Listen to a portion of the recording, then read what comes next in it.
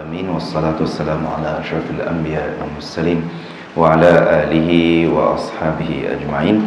قال رب اشرح لي صدري ويسر لي أمري واحلل عقدة من لساني يفقهوا قولي. اللهم افتح علينا حكمتك وانشر علينا من خزائن رحمتك يا أرحم الراحمين. قال الله تعالى في كتابه العزيز: أعوذ بالله من الشيطان الرجيم. قل إن كنتم تحبون الله فاتبعوني يحببكم الله ويغفر لكم ذنوبكم والله غفور رحيم. وقال تعالى أيضا: واستعينوا بالصبر والصلاة وإنها لكبيرة إلا على الخاشعين. وقال تعالى أيضا: وذكر فإن الذكرى تنفع المؤمنين. صدق الله العظيم. Alhamdulillah, syukur kepada Allah SWT kerana izinnya dapat sama-sama kita bertemu sekali lagi untuk kita menyambung pengajian bahasa Al-Quran, bahasa Arab berdasarkan Al-Quran ini. Hari itu Fatihah kita dah selesai kan? Al-Fatihah dah selesai kan? Jadi kita nak masuk seperti mana yang saya kata dulu, kita fokus surah lazim dululah ya, surah lazim yang kita biasa baca, supaya kita boleh lebih menghayatilah surah lazim ni ya. Hari ini kita nak masuk surah Ad-Duha ya, surah Ad-Duha ya. Kalau zaman dulu jadi pengantin orang khatam Quran, dia baca Ad-Duha lah. Memang pun kalau kita buat majlis khatam Quran, namanya khatam Quran lah, tapi khatam Quran tu tak pasti lagi, tapi dia khatam daripada Ad-Duha sampai An-Nas. Tu biasalah tu kan. Dan biasa yang baca tu orang perempuan je biasanya khatam Quran ni, jarang orang lelaki yang masuk majlis khatam Quran. Sebab orang lelaki dia semua hafiz Quran lah. Betul tak tuan-tuan? Hujan-hujan ni kita bergurau sikit lah kalau tidak sedap juga tidur ni. Okey ya. Boleh saya berdiri lah kot ya, kamera boleh nampak kan, insyaAllah. Baik, surah Ad-Duha ni ialah surah yang sangat popular lah ya. Saya rasa kita hafal, anak-anak kita pun hafal juga surah Ad-Duha ni. Surah Ad-Duha ni dia ada 11 ayat ya, sudah 11 ayat, dan dia perkataan pertama dia mudah ajalah ya. Yang pertama tu mudah aja. Ya, yang pertama Wad-Duha ya.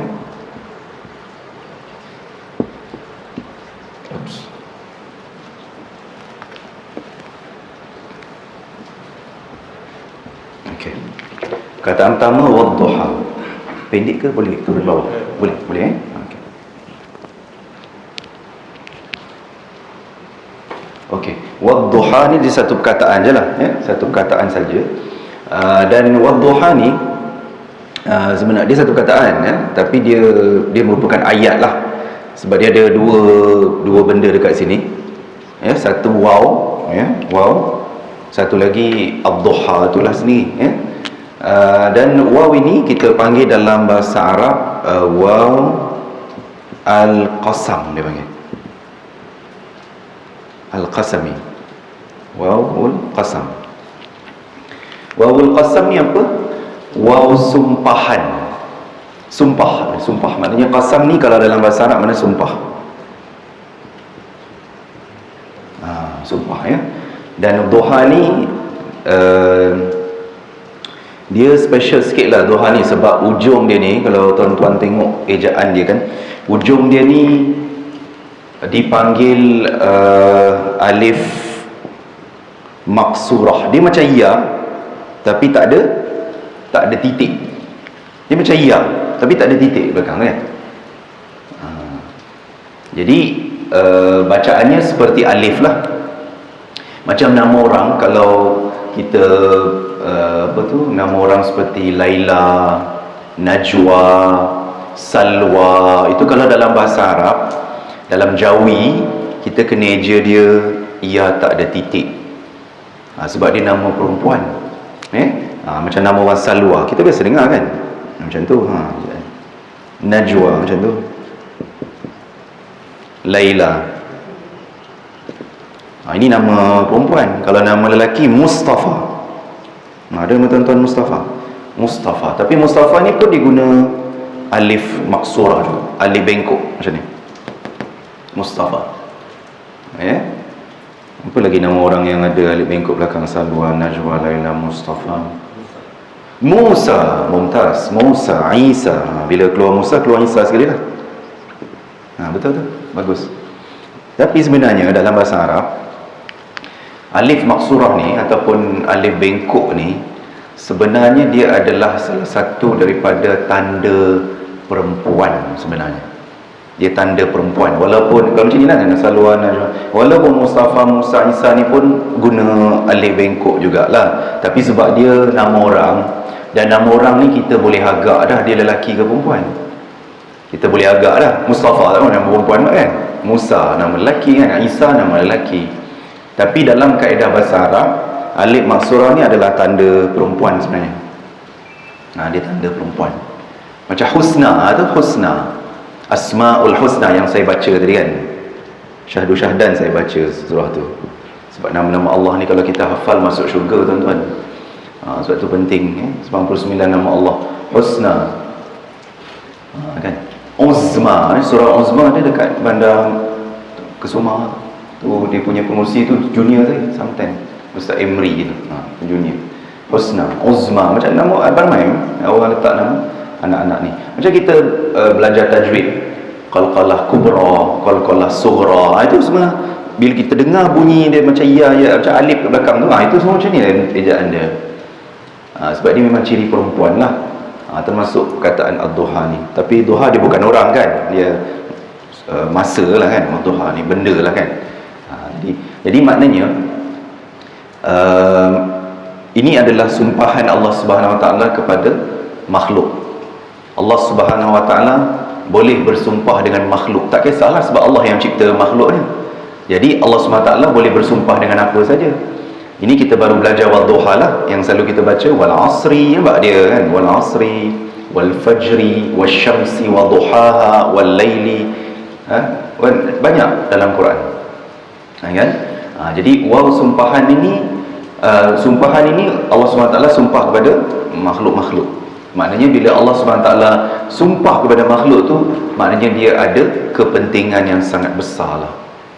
Sebut duha pun kita tahu, solat duha kan, itu satu solat yang sangat-sangat mustahak sebenarnya. Kalau kita serabut dalam kepala kita ni, kita kena check lah, kita dah buat duha ke belum. Macam hari-hari kita buat kerja, kita tugas, semua tugas kerja, saya pun kerja kan. Kalau kita tak tunaikan solat tak, bagi saya lah secara peribadi, kalau saya terlupa ke apa kan, mesti saya rasa something wrong lah. Saya rasa something pada pagi tu macam apa ni, sebab kita sibuk kan. Tapi sebab itu saya peribadi, bila saya sampai Jerusalem, memang saya akan buat doha dulu. Sebab kalau kita dah buka laptop kita, walaupun yalah sibuk tu tak adalah sibuk sangat-sangat, tapi bila kita dah buka laptop, kita akan hayal, kita akan terlupa dah. Memang ialah kerja dunia ni memang takkan selesai kan. Macam tuan-tuan mungkin lagi sibuk daripada saya. Jadi kita akan rasa, lepas tu kita dah tak ingat dah. Yang kita ingat roti canai, nasi lemak tu yang tak lupa. Saya cerita umum lah, bukan tuan-tuan je, semua macam tu kan. Breakfast mesti wajib, belum breakfast lagi, yang minum pagi lagi lunch lagi, itu tak pernah lupa. Tapi waktu duha ni sayang kalau kita tak betul-betul tak buat dia, tak perform dia, tak tunaikan solat duha ni, kita rugi. Sebab waktu dia panjang. Kalau sekarang waktu tu syuruk 72 minit syuruk kan, 72 minit syuruk, kita punya duha tu kita boleh tunaikan seawal 7.30. Sebab waktu duha dia akan masuk 28 minit selepas waktu syuruk. Maknanya kalau 72 minit tambah 28, 7.30. Sempat, belum pergi pasar ke apa kan, lepas habis kelas ni kan, sempat lagi. Ini kalau kita cuti mungkin lah kita ni kan. Tapi kalau kita kerja macam tu, kita kena disiplinkan diri kita. Walaupun solat duha tu adalah solat yang sunat, sebenarnya solat sunat ni lah benda yang sangat mustahab. Yang wajib ni tak ada masalah, dan memang kita wajib, tak buat dosa sendiri tanggung lah kan, betul tak? Tapi kalau solat duha ni, kalau kita tinggal dia satu benda yang sangat merugikan lah. Sebab dia masuk waktu 7.30. Bila tempoh dia? Sampai pukul apa? Sampai pukul 8, pukul 9, pukul 10, sampai pukul 1.09 minit. Sebab zuhur 1.10. Lama tu waktu duha tu, sayang sangat kalau kita tak perform dia, kita tak buat dia, tak tunai dia. Minimum 2 rakaat, maksimum 12 rakaat. iman tak kuat kalau 12 rakaat, banyak sangat. Kecuali kalau pergi Mekah, Madinah tu mungkin lah semangat. Saya sendiri pun buat 4 je. Saya cerita bukan nak cerita ibadat saya peribadi, tapi saya nak bagi semangat pada tuan-tuan, pada family ni, pada sahabat-sahabat yang melihat di Facebook ni. Kita kena wajibkan diri kita solat duha, walaupun dia bukan wajib. Kena wajibkan, kena korbankan sedikit masa, 5 minit tak lama pun kan, insyaAllah lah. Saya yakin jemaah Asrar Nur ni insyaAllah ya. Kita kena bagi semangat lah dekat isteri kita juga ya, terutama dewasa lah. Anak-anak kita kadang-kadang mengejar nak cemerlang pelajaran dan sebagainya, kita kena pesan dia, jangan hanya sibuk baca buku saja. Solat duha ni kena buat. Kalau nak berjaya, solat tahajud, solat duha. Orang yang berjaya dunia akhirat, dia tak tinggal tahajud, dia tak tinggal duha. Itu mustahab ya. Jadi duha ni memang banyaklah dia punya cerita dia. Kalau kita sebagai manusia, ialah kita sebut pasal sumpah kan ya, sumpah ni isu yang sensitif dan sensasi juga. Ramai orang menggunakan kata sumpah untuk menyelamatkan diri.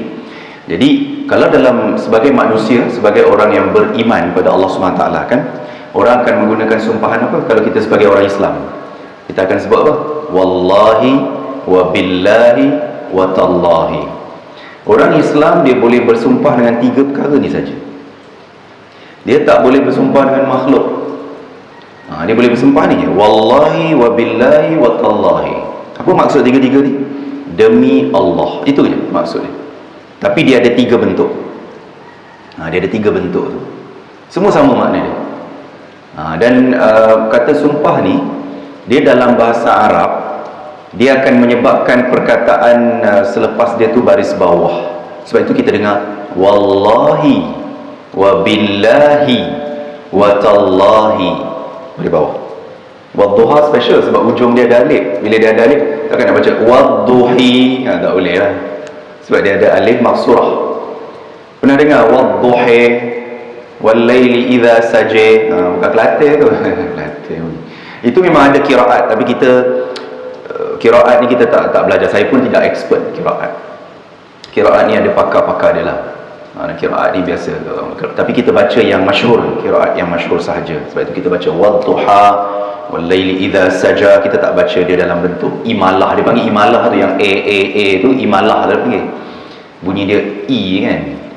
Tapi itu memang ada. Kadang kalau kita dengar live YouTube daripada Mekah ke, kadang orang yang baca dalam YouTube tu dia banyak kiraat juga dia baca. Lain-lain sikit bunyi dia, tak sama macam kita. Tapi kalau Imam Masjid Haram, Masjid Nabawi itu jaranglah dia orang baca kiraat. Biasa dia orang baca bacaan yang masyhur sahaja, yang paling masyhur lah, yang biasa kita dengar. Itu memang biasa macam tu ya. Jadi macam itulah, macam kalau kita biasa baca surah macam wal asri, sebab itu dibaca di bawah, wal asri innal insana lafi khusr kan, di bawah. Wal fajri wasyamsi, dia semua baris bawah. Sebab waw ini dalam bahasa Arab dikategorikan sebagai harful jar. Ingat tak Ustaz pernah ajar kuliah-kuliah yang lepas? Harful jar ni kata sendi kan? Kata sendi, ataupun bahasa orang putih dia panggil preposition lah, preposition. Preposition dia harful jar ni, dia kata sendi. Apabila dia ada dalam ayat, dia akan menyebabkan perkataan selepas dia baris bawah. Tapi wadduha ni dia special sebab dia ujung dia tu alif bengkok, alif maksurah. Jadi dia tak nampak lah dia punya baris bawah dia. Boleh nampak? Boleh faham? Boleh faham tuan-tuan okey. Apa lagi saya nak cakap sini? Yang sumpahan tadi tu, kita sebagai orang Islam, kita bersumpah dengan wallahi itulah. Wallahi wa billahi tallahi. Manusia dia tidak boleh bersumpah dengan makhluk. Kadang-kadang kita maklumlah kan, kita ni kan suka lagu rock kapak kan. Apa contoh lagunya? Rock kapak ni demi cintaku padamu. Jangan suruh Ustaz nyanyi, nanti lagi lebat kan. Demi cintaku padamu apa lagi? Sanggup ku renang lautan berapi kan. Dah zaman-zaman rambut kembang, rambut afro kan ya. Apa ni, suka nyanyi lagu rock kapak. Okey je lagu tu, tapi kita kena hati-hati dengan lirik lah. Sebab kita tengok orang nyanyi rock sekarang pun dah banyak yang insaf dia. Memori daun pisang pun dah insaf juga. Ramai artis-artis kita dah jadi orang tabligh, dah jadi orang-orang dekat dengan agama dan sebagainya kan. Sebab mereka tahu apa yang mereka nyanyikan itu banyak memuja wanita sahaja. Walaupun ada lagu-lagu yang memuja ketuhanan, memuja Allah SWT dan sebagainya kan, tapi bila kita bersumpah dengan makhluk ini, dia sebenarnya dalam Islam itu adalah syirik pada Allah SWT. Bahaya tau. Jadi kita tengoklah maksud dia. Saya pun tak faham lah apa yang dia sampaikan dalam lirik-lirik tu. Sebab kita kena tengok, adakah itu sebagai satu sumpahan atau sebagai satu janji sahaja ataupun apalah. Sebab bila kita gunakan perkataan demi ni, dia biasanya macam satu bentuk sumpahan juga tu kan. So itulah, boleh dengar lagu tapi kita kena tengok lirik dia apa. Itu lirik yang bahasa Melayu kan. Itu belum yang bodoh piang apa benda semua tu. Macam-macam lagu kan. Dengar bunyi macam cakap Penang kan, lorak ke utara, tapi tak tahu apa isi dia tu.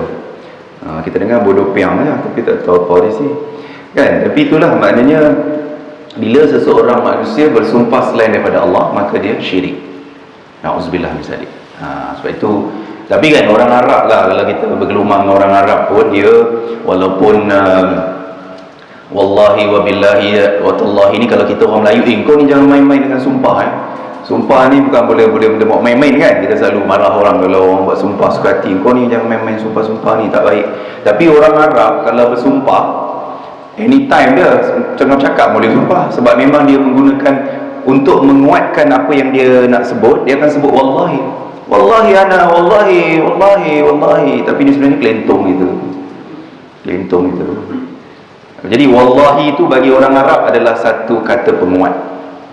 Bagi kita, wallahi ni satu benda yang sangat suci kan, sangat orang kata tak boleh dibuat main-main macam tu. Jadi benda itulah. Jadi budaya tu macam tu. Orang Arab guna wallahi untuk selamatkan diri. Sama ada dia kelentong ke, dia betul ke, tak tahu lah tu. Jadi saya ceritalah benda tu supaya tuan-tuan faham, sebab kita belajar bahasa Al-Quran ya. Okey, wadduha selesai. Biasanya lepas waw ni memang ada alif lam lah. Dan kita tahu alif lam ni ada dua jenis. Kalau kita belajar bahasa Arab, alif lam qamariyah, hari tu pun Ustaz dah sebutkan. Alif lam syamsiyah. Ini biasalah kalau kita belajar daripada kecil lagi dulu pun, memang inilah benda yang ustazah kita ajar kat sekolah tu kan. Alif lam qamar dengan alif lam syamsiyah. Kalau wadduha ni alif lam apa? Syamsiyah sebab bila kita bunyi tu wadduha, tak dengar pun bunyi alif, memang tak dengar lah. Lam tak dengar juga. Kita tak boleh baca wal duha, tak boleh.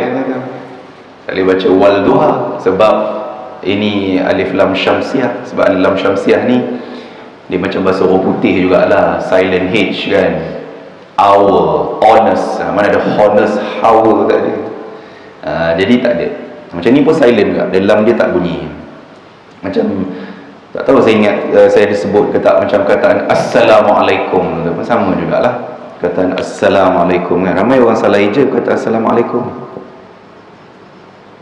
kan, macam ni assalam je, lam tu mesti kena tulis assalamualaikum. Sudah saya kadang-kadang ada je yang tulis macam ni, assalamualaikum. Itu Islam, bukan assalam. Jadi walaupun dia tak ada bunyi, dia lam dia tak berbunyi, tapi kena letak, mesti kena letak. Sebab macam kita baca Asmaul Husna tu, banyak ada yang Asmaul Husna tu semuanya ada alif lam.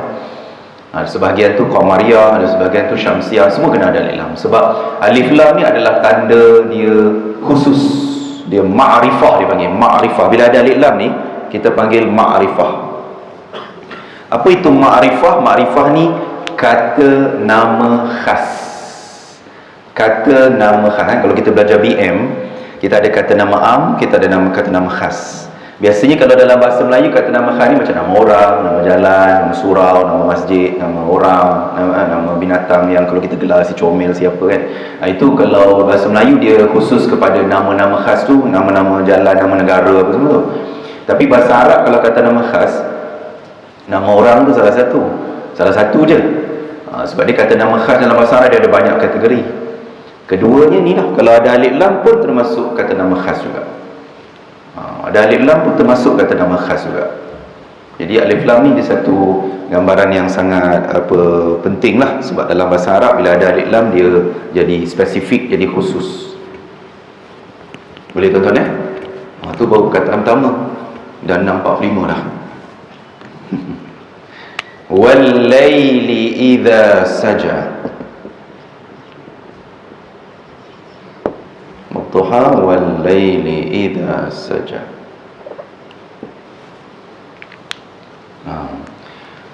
Wal laili idza saja ni waw yang kedua ini bukan, dia tak sama dengan waw al-qasam yang tadi, waw sumpahan yang saya cakap awal tadi kan. Yang ini waw al-ataf dia panggil. Waw ain tafa al-ataf. Waw ataf ni apa makna dia? Dan kata hubung. Waw al-ataf maknanya dia dan. Maknanya waw tu kita boleh jumpa macam-macam. Tadi waw sumpah, waw juga bentuk dia. Yang ini waw ni dan pula. Jadi waw lah. Tapi tetap waw juga. Baris di atas. Sama. Macam bentuknya sama. Wadduha wal laili idza saja. Bunyinya macam sama je kan. Dia punya tu. Tapi kenapa dia baris bawah kat sini? Kan kalau ingat saya sebut tadi, yang sumpahan tu selepas ni mesti baris bawah kan, mesti di baris bawah. Jadi bila kita guna kata hubung dan ni, maknanya ayat ni dia ada kaitan dengan ayat yang sebelum. Jadi kalau sebelum tadi sepatutnya asalkan original baris bawah, tapi sebab wadduha tu saya cakap ujung dia alif bengkok kan, so dia tak ada bunyi lah baris bawah. Tapi dia terserlah apabila ayat ni berhubung dengan ayat sebelumnya, maka dia baris bawah, sebab dia masih ada relate, ada kaitan dengan wadduha tadi. Sebab tu kat sini kita tak boleh baca walailu idza saja atau walaila idza saja, sebab dia masih ada kaitan dengan sumpahan yang mula-mula tadi tu. So dia ada kaitan. Bila ada kaitan, wadduha dengan walaili tu ada kaitan. So dia baris bawah lah. Dia baris bawah kat sini walaili. Dan walaili ni makna dia apa? Makna dia malam. Makna dia malam. Sebab tu bila kita sebut macam tadi kan, saya sebut wadduha, solat duha. Wal laili saya sebut juga tadi, kalau kita nak berjaya, solat tahajud jangan tinggal, solat duha jangan tinggal. So tahajud malam kan, macam kita subuh bangun kadang pukul 5 dah bangun. Saya nak kuliah, saya baik sedekat kan. Kalau jauh tu nak lagi cepat kena bangun sebab takut terlajak kan. Masa kita nak kerja, nak pergi surau kan, di sini dekat alhamdulillah lah. So saya suka ambil dekat-dekat je, takut terlajak jangan lambat bangun kan. Jadi bila kita bangun, apa yang kita fikir pertama sekali mesti kita set dalam kepala kita, bangun-bangun ni mesti dah bersihkan diri apa semua, mesti nak tahajud. Mesti nak tahajud. Jadikan tu sebagai satu rutin kita tuan-tuan. Tahajud ni mesti kita jadikan rutin. Saya rasa kita faham lah. Sama ada kita nak buat atau tak buat, itu pun pada masing-masing. Tapi bagi saya macam tu lah. Kalau kita nak berjaya dalam hidup, kita nak tenang dalam hidup kita tak nak serabut, kita nak sentiasa dalam keadaan baik, rohani kita terutamanya ya, kita kena tunaikan solat tahajud dan solat duha without miss. Jangan tinggal setiap hari kalau boleh, jangan tinggal, buat je. Sebab bila kita dah jadi rutin, kita akan tahu bila kita tak buat tu rasa something missing. Jadi kita buat je, duha, buat tahajud 2 rakaat boleh kan, tengok bola boleh pukul 3 pagi, 3.30. Saya yakin tuan-tuan faham. Tapi kita nak cerita pada semua ni, kita cerita umum untuk masyarakat kita kan, masyarakat kita kena bagi semangat kat mereka untuk menunaikan solat-solat sunat ni. Sebab kita kadang-kadang dalam dunia ni kita terlalu memikirkan hal dunia. Betul, sebab kita hidup memang dunia lah, nak cari rezeki untuk family. Kalau nak cari rezeki macam mana, nak pergi makan, nak bayar duit iuran sekolah, memang benda tu dia akan menyerabutkan kepala otak kita. Macam-macam nak fikir, nak bayar itu, nak bayar ini. Harga semua memang tak pernah turun lah, semua naik. Hujan je yang turun, alhamdulillah. Hujan rahmat turun, alhamdulillah. Ada juga ketenangan dalam hati kan. Dengan kuliah ni tenang tak tuan-tuan? Tenang, sebab kita itu pasal kita nak bagi semangat ke orang kita ni. Walaupun majoriti yang duduk di sini Muslim, samalah tempat saya macam tu. Ya, bagi kuliah macam tu, orang tu juga yang datang, 3-4 orang, 4 orang. Kan, orang dah glamour yang datang pun 3-4 orang macam tu jugalah. Sama je. Jadi tu dah nak bagi kekuatan kan. Nak, kalau sejuk hujan ni macam mana nak pergi surau macam mana kan. Itu hujan, kalau tak hujan pun macam tu juga, sama kan. Betul, kadang kita cakap ni macam sentak lah bunyinya. Minta maaf lah kan, macam sentak. Tapi alhamdulillah lah tuan-tuan ni Allah bagi kekuatan. Teruskan tuan-tuan, teruskan. Jangan give up untuk kita dakwah, untuk kita bagi semangat pada orang-orang lain juga. Terutama orang lelaki lah, perempuan memang dia tak afdal datang surau pun kan. Tapi orang perempuan yang semangat kadang-kadang. Jemaah perempuan yang kena ramai jemaah lelaki kan ada certain surau tu. Ya, tu dia. Baik, jadi walaili malam. Malam ni memang siang, malam, dua-dua Allah bekal kat kita dengan benda yang solat-solat yang special. Idza. Idza ni maknanya apabila. Idza ni maknanya apabila, ya. Apabila. Idza. Banyaklah kita jumpa idza jaa nasrullah. Idza ni memang banyaklah dalam Quran kan. Jadi apabila menunjukkan masa lah. Saja, apa makna saja? Wal laili idza saja. Sebab selalunya kan kita kan, secara umum lah saya cerita, mana-mana pun saya datang aja, kita baca surah ni seronok, dia macam air laju kan, dia macam air mengalir. Sebab daripada kecil kita hafal. Kadang-kadang kita hafal tu daripada bunyi cikgu kita ajar, ustazah kita ajar dekat sekolah. Apa yang dia sebut itu yang kita hafal. Sebab budak-budak kan, masa kita budak-budak, macam anak-anak kita, dia cepat absorb kan, cepat menyerap dia punya perkataan. Ustazah ajar terus dia masuk. Kadang kita tak tahu pun ejaan dia macam mana, betul tak? Kita tak tahu pun ejaan dia kadang-kadang. Tapi bila kita dengar ayat ni, biasa dah baca, tapi tak semua orang tahu maksud dia apa. Tak semua orang faham maksud. Kalau setakat duha kita tahu, lain kita tahu, tapi saja ni apa? Apabila ia sunyi sepi. Sunyi sepi. Wadduha, demi malam, demi waktu duha, dan demi malam apabila ia sunyi sepi. Kan, malam sunyi. Kan, bila kita waktu malam bangun awal sikit, nak pergi surau, masih boleh tahajud lagi pukul 5 lebih, tak ada masalah. Tak semestinya pukul 3 lebih tu kan, pukul 5 lebih, 5.30 boleh lagi. Sebab subuh pun 5.56 kan. Terbangun 5.45, cepat-cepat lompat daripada katil tu, ambil wuduk cepat-cepat. Jangan miss, walaupun dia dah last minute, dia kata tak sempat ni. Jangan fikir tak sempat, lompat cepat-cepat, ambil wuduk, dapatkan keberkatan tu. Mesti. Sebab malam sunyi ni tak semua orang yang boleh berkorban begitu. Tak semua orang. Sebab itu Allah kata saja ni maknanya malam itu sunyi sepi. Bukan saja macam bahasa Melayu, saja-saja hang ni. Tak sama lah.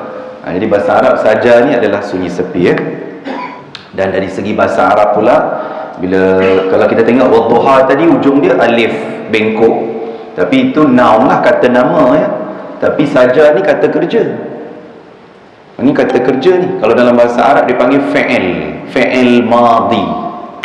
Dia panggil fi'il madhi, fi'lun madhin. Apa itu fi'lun madhin? Past tense. Past tense. Kata kerja telah berlaku. Kata kerja telah berlaku. Sama lah macam kita belajar bahasa lain pun, past tense, present tense, apa semua kan. So ini past tense. Maknanya malam apabila ia telah sunyi sepi. Boleh dapat tuan-tuan Ada setakat ni nak tanya apa-apa? Tak ada.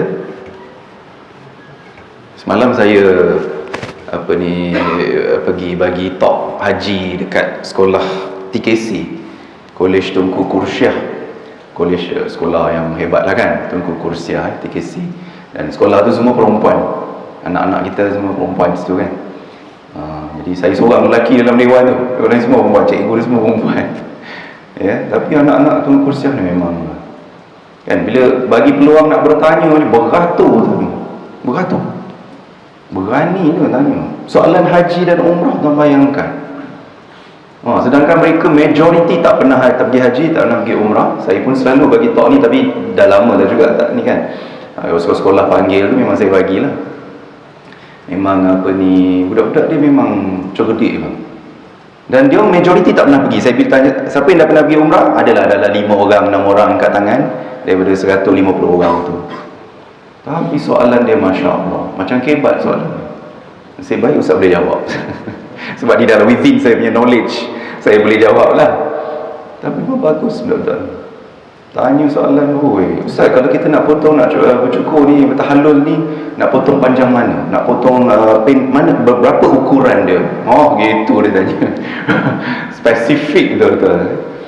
Lepas tu kalau orang tu tengah buat tawaf, tiba-tiba dia meninggal, apa status umrah dia ataupun haji dia? Masya Allah. Saya kata, sebaik kau tanya Ustaz boleh jawab, buat tidak. Ya, Masya Allah. Budak-budak pandai. Yalah. Tapi bila budak-budak pandai ni, kita kena ingatkan juga. Sebab bila dia pandai sangat, dia pandai dari segi akademik, tapi bab-bab solat, bab apa tu kena juga. Saya tengok pakai tudung pun sengit-sengit macam tak biasa pakai tudung. Saya takut kat rumah tak tahulah parent, mak dia berhijab ke tidak ke. Sebab kadang yalah, kita bukan nak suuzon kan, tapi kita tengok budak ni pun kita tahu cara mereka berpakaian. Jadi saya sambil-sambil saya cerita haji tu, kita serap juga lah, jaga solat, jangan tinggal. Sebab dia memang budak-budak terpilih kan. Kita takut macam tu lah bila pergi luar negara. Yalah, kita tengoklah kes-kes, saya tak nak sebut apa-apa lah, tapi kes-kes pergi luar negara kan, daripada di Malaysia dapat berpuluh-puluh A, pakai hijab elok, bila sampai luar negara habis semua tanggal, rambut pun dah blonde, dah jadi orang western style kan. Sayang tu. Memanglah itu hak individu. Kata agama ni terlalu peribadi. It's not peribadi, sebab you adalah public figure. Bila you public figure, it's not peribadi.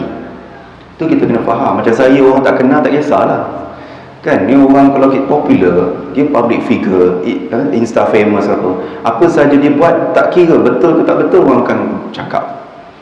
Sebab itu kita kena ingatkan anak-anak kita lah, nak belajar luar negara tak ada masalah, tapi jangan sampai kita menggadaikan agama lah. Solat mungkin solat, tapi kenapa pakaian kita dah jadi tak sama macam masa kita belajar dulu? Itu masalah juga. Jadi kita tak boleh tekankan hanya akademik sahaja. Itu penting lah. Saya orang akademik tuan-tuan, tapi saya tak, kalau saya belajar mengajar dekat universiti, saya tak akan cerita pasal macam mana awak nak jadi ni, macam mana awak nak dapat 4 flat, macam mana awak nak dapat best student di USIM ni. Cerita sikit lah, tapi saya banyak cerita pasal macam mana awak nak khidmat pada masyarakat. Saya cerita itu saja. Kalau awak ada aim nak jadi orang yang boleh khidmat pada masyarakat, boleh mengajar, boleh bagi manfaat, kalau universiti ni awak tak ada masalah. Awak nak dapat A, Ustaz bagi A. Hari ni juga, baru hari first day kelas, ambil A ni, ambil. Kalau nak A sangat ambil. Saya cakap macam tu budak-budak. Tu pasal budak-budak dia tak boleh move on, jangan saya. Sebab saya basuh dia daripada awal dengan klorok. Okey, sajalah tuan-tuan. Nak bagi cerita, bagi semangat sikit. Ma wadda'aka. Ayat ni sangat menyentuh perasaan kita sebenarnya. Ma wadda'aka rabbuka wa ma qala. Ma wadda'aka rabbuka wa ma qala. Ayat ini memang dia tuju kepada Nabi SAW. Dan surah Ad-Duha ni dia sebenarnya dia turun kepada Rasulullah SAW selepas beberapa ketika Nabi tak dapat wahyu. Nabi begitu risau, kenapa dah lama tak turun wahyu kepada dia. Nabi risau sangat kan. Adakah aku ada buat dosa? Adakah aku buat silap? Adakah aku macam orang kan, kita itu dengan Allah SWT, kita dengan manusia bukan, kenapa kawan aku dah lama tak mesej aku, sedangkan best friend, BFF, baik-baik sangat. Tapi bila kita dah mesej dia tak jawab, blue tick saja. Blue tick tu satu perkara yang sangat-sangat kejam lah. Tengok ada blue tick tak jawab pun. Jadi kita pun terasa hati kan, kenapa orang ni, kenapa kan, ataupun family kita ke, kenapa dah lama tak jawab, kita mesej dia tak jawab, adakah kita ni ada buat salah ke, ada apa. Itu dengan manusia. Bagaimana dengan Allah Subhanahu Wa Taala? Nabi SAW, apa perasaan Nabi ya Allah? Lama tak turun wahyu masa tu, sedangkan wahyu ni pada Nabi tiap-tiap hari turun. Kalau tak tiap-tiap hari pun kerap lah. Tapi sebelum Ad-Duha ni turun, lama Nabi tak dapat wahyu tu. Sebab itu ayat ketiga ni tuan-tuan, bergemang orang masa cerita ya, ayat ketiga ni Allah SWT bagi tahu pada Nabi, ma, tidak. Ma ni makna tidak ma ni huruf nafi. Nafi maknanya tidak. Wadda'aka, pernah dengar kan wada', tawaf wada'? Kalau orang buat umrah, buat haji, dia ada tawaf wada'. Bukan tawaf wida' tau. Kalau tuan-tuan pergi, siapa orang-orang cerita, orang bagi talk tentang umrah ni, dia bukan tawaf wida', tawaf wada'. Wada' makna perpisahan kan. Selamat tinggal, kita nak pergi balik Malaysia ke, atau daripada Mekah nak pergi Madinah ke, so kita kena buat tawaf wada'. Jadi wada' ni maknanya meninggalkan. Meninggalkan. Ka ni kamu. Ma wadda'aka, tidak meninggalkan kamu, Rabbuka, Tuhan kamu. Wa ma, dan tidak benci. Faham tak? Tuhan kamu tidak meninggalkan kamu, dan Tuhan kamu tak membenci. Sebab saya nak baca ayat ni, kita dalam hidup kita pun kadang-kadang ada orang dia mengeluh bila hidup dia tak berapa berjaya atau tak berapa smooth.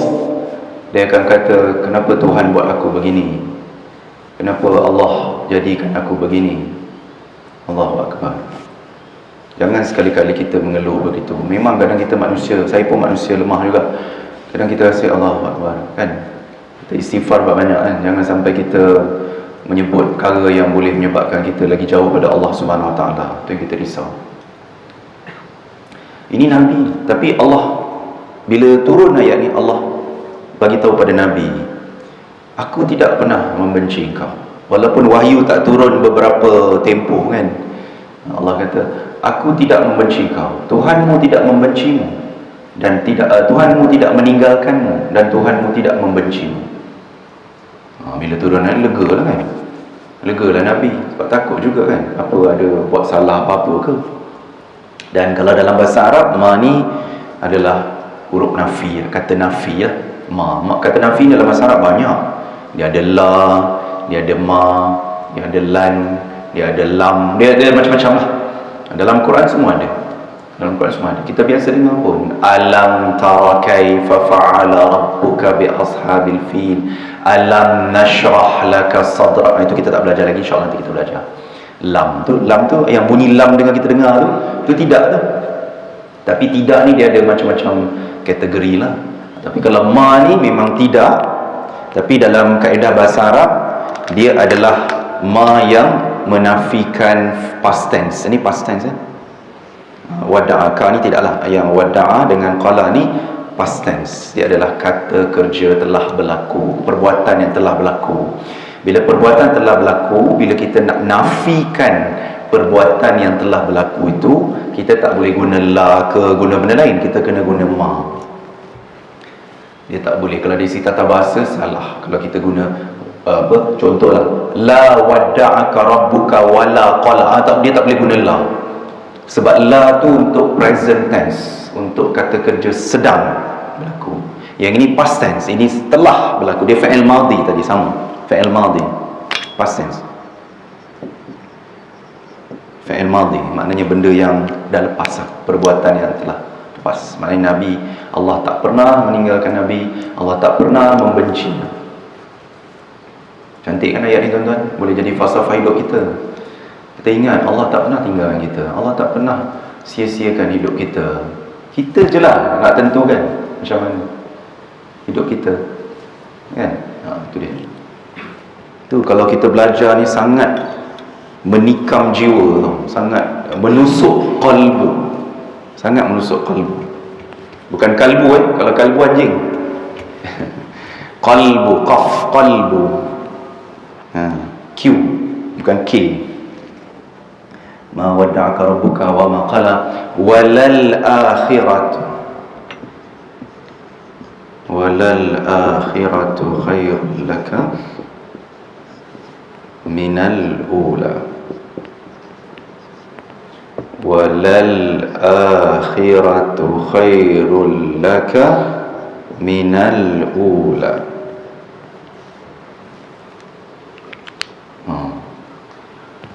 Kita dengar perkataan tu walal akhirah, kita ingatkan akhirat, kan? Akhirat. Tu kita. Tapi sebenarnya dalam ayat ni Allah nak bagi tahu Nabi penghujung khair, lebih baik. Macam kita azan, as-salatu khairum minan naum, kan? Khair, nama orang Khairi, Khairuddin, Khairul, jadi itu makna lebih baik. Laka, bagi kamu, minal, daripada, awal, ula, awal. Apa maksud? Penghujung lebih baik bagi kamu daripada awal. Apa agak? Apa ayat ni nak sampaikan tentang apa? Ya? Kematian. Okey. Tembakan yang boleh diterima. Dia sebenarnya nak cerita pasal kehidupan Rasulullah lah. Hujung hidup Rasulullah lebih baik daripada awal hidup Rasulullah. Hujungnya apa hidup Rasulullah? Fathu Makkah, pembukaan Makkah, Islam semakin berkembang, dan Nabi hidup di Madinah, lebih ramai yang support Nabi sokong Nabi SAW dalam sahabat-sahabat semua semakin bertambah, adanya piagam Madinah apa semua. Maknanya hidup Nabi di hujung tu sangat indah berbanding dengan hidupnya di awal. Kan Nabi hidup masa kecil tak ada masalah, tapi dugaan daripada kecil, bukan kata Nabi masa kecil tak ada masalah. Kecil-kecil lagi dah yatim piatu. Saya teringat anak murid saya mesej dia anak murid saya di YA dulu, ya. Di YA nilai lah. Muda lagi dah jadi bapa tunggal. Bukan bercerai, isterinya meninggal kanser. Anak kecil lagi, 2 orang. Sian dia. Kita alhamdulillah masih ada isteri, anak-anak pun besar. Yang saya terharu tu dia sebut, saya sedih tengok anak-anak saya ni, dia kehilangan doa ibu daripada dia kecil. Allahu Akbar. Saya ajak dia datanglah jumpa ustaz. Rumah dia orang Kelantan, tapi dia cikgu, mengajar ustaz, mengajar di Balakong tak silap saya, ataupun Seri Kembangan, Balakong macam itulah. Saya ajak dia datanglah jumpa ustaz. Kesian dia kesedihan tu yang ialah kita pun faham manusia kan. Kita tak berada di tempat dia. Muda lagi, baru 20 lebih. Bayangkan. Suami isteri UIA lah. Arwah isteri tu UIA, ambil English kan. Dia anak murid saya yang rapat lah. Kesian dia. Ya, maknanya dugaan kan. Bila dia sebut macam tu, Allahu Akbar, kita bersyukur. Saya sendiri sampai dah tua macam ni pun masih ada mak ayah lagi. Mungkin sebahagian tuan-tuan macam tu juga. Masih ada mak ayah, mak mertua masih ada. Maknanya kita tak pernah putus lagi doa seorang ibu, doa seorang ayah. Kita berjaya sekarang ni pun memang sebab berkat doa mereka juga. Sebab tu bila dia sebut macam tu, Allahu Akbar, saya kata tak apalah, dia masih ada ayah dia masih ada nenek atuk dia. Itu memang tak sama lah kan. Kita pun tahu keberkatan doa seorang ibu tu macam mana kan. Allahu Akbar, memang kesian. Tapi itulah, macam bila kita cerita pasal Rasulullah memanglah hebat kan. Bila saya tengok anak murid saya tu, macam itulah dugaan dia. Tu kira, ialah sebab anak dia tu lah dia fikir kan. Ialah orang lelaki ni mungkin fikir tak apalah, akan datang dia kahwin lain apa semua kan. Tapi sedang berlaku benda tu memang sukar untuk diterima kan. Tapi redha, tapi dalam masa sama memang sangat sedih lah. Sebab fikirkan anak-anak, kalau tak ada anak tu tak apa. Sebab anak dia kecil lagi, baru 3 tahun, setahun. Allahu Akbar, kecil sangat. Dia tak faham kan, budak-budak. Jadi khair, walaupun digunakan perkataan akhirah, maknanya akhirah, penghujung lah tu. Khairun, lebih baik. Dan perkataan khair ni memang satu perkataan yang dia macam membawa makna afdal lah, afdal. Dia sama macam afdal juga perkataan ni. Tapi khair ni memang special lah. Sepatutnya khair ni dia berasal daripada perkataan akhyar. Akhyar sepatutnya, sebab dia macam afdal. Tapi dalam bahasa Arab, perkataan akhyar tu dia susah sikit, sebab di tengah-tengah dia ada ya. Dia original dia macam ni, akhyar. Sebab kita nak samakan dengan afdal, pattern dia. Macam kita takbir lah, Allahu Akbar, kan? Akbar, akbar, afdal ni kalau dalam bahasa orang putih dipanggil superlatif. Superlatif.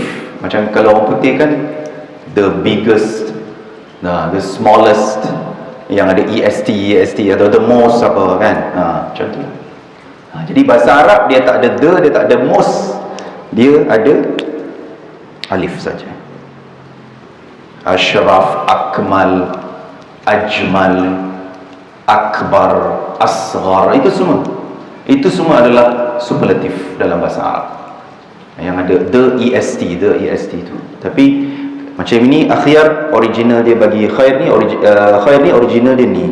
Tapi sebab dia ada ya, susah nak sebut. Bila susah nak sebut, kita adjust dia punya. Dalam bahasa Arab tu dia adjustkan jadi khair saja. Khair.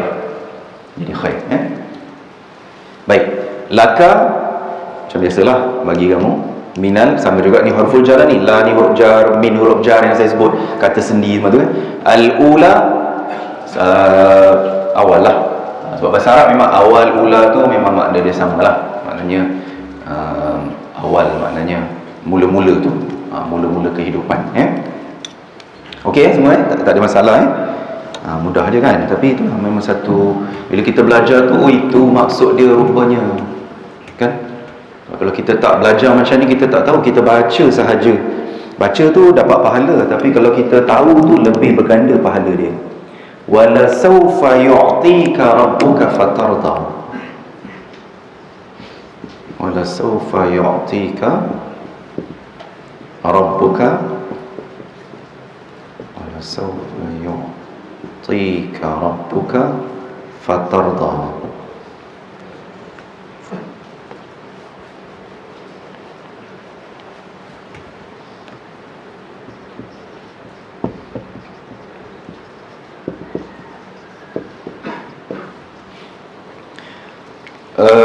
Wala saufa, wa tu dan, wa tu dan, ini dan sama. La sesungguhnya, ni la ni, la yang satu huruf tu maknanya sesungguhnya. Saufa akan, future, akan, saufa future. Yu'tika anugerah kepada kamu. Rabbuka, Tuhan kamu. Fa, maka. Tarda, kamu puas hati, redha. Dan sesungguhnya Tuhan kamu menganugerahkan kepada kamu. Anugerahkan apa? Nikmat lah. Nikmat yang begitu banyak. Menganugerahkan nikmat yang begitu banyak pada kamu. Fatarda, maka kamu puas hati, kamu redha nikmat tu. Dan saufa ni, ini tanda kataan ni adalah future, akan datang, mustaqbal. Kalau bahasa Arab kita panggil mustaqbal, sebab saufa ni dia akan datang. Maknanya akan datang, aku akan bagi nikmat yang banyak pada kamu. Asal tadi kamu risau, takut aku benci pada kamu, takut aku tinggal kamu, tapi akan datang kamu akan dapat nikmat yang begitu banyak daripada Tuhan, dan kamu akan redha, kamu akan bersyukur atas nikmat itu. Kena dengan kita lah. Kalau kita bersyukur, Allah tambah lagi kan. Kalau kita kufur nikmat, kita tak bersyukur dengan nikmat Allah, azab Allah amatlah pedih. Na'udzubillah kan. Itu kita tahu dalam Quran ada. Jadi yang ini kalau kita tengok banyak kata kerja di sini. Kalau yu'tika dengan tarda ni, ini adalah fi'il mudhari'. Fi'il mudhari' ni present lah, present tense, mudhari'. present. Ya, kata kerja sedang berlaku. Mudhari', mim dad alif ra ain. Jadi maknanya ni adalah fi'il mudhari', tetapi sebab dia dah tambah saufa ni, dia dah jadi future. Dia jadi future sini, saufa. Jadi saufa tu makna future. Okey?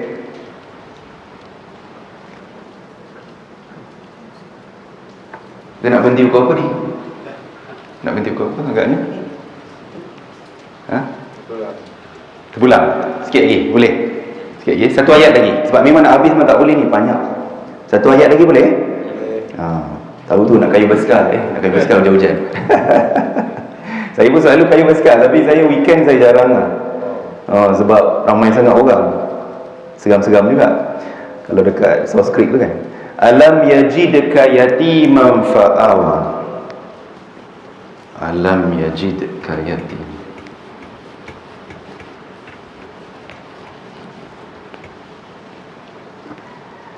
Alam, last saya ni, ayat last saya hari ni ya. Alam yajidka yatiman fa'awa. Saya kena tengok ejaan dia betul-betul. Kita cikgu bahasa Arab tapi takut salah eja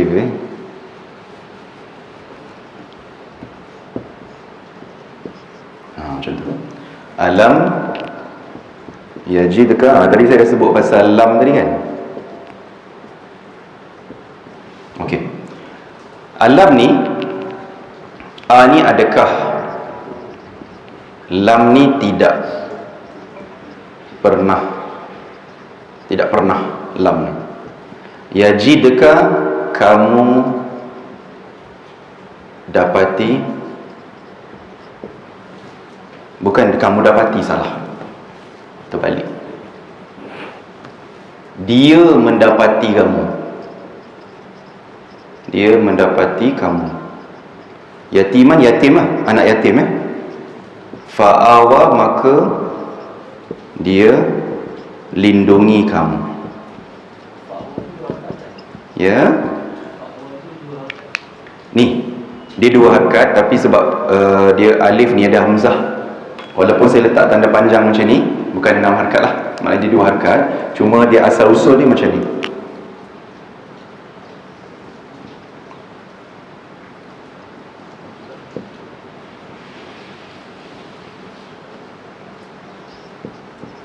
Dia macam tu. Original dia macam ni. Tapi dalam bahasa Arab kita tak eja macam ni. Dia dari segi kaedah penulisan tu nampak pelik. Jadi kita tulis macam ni.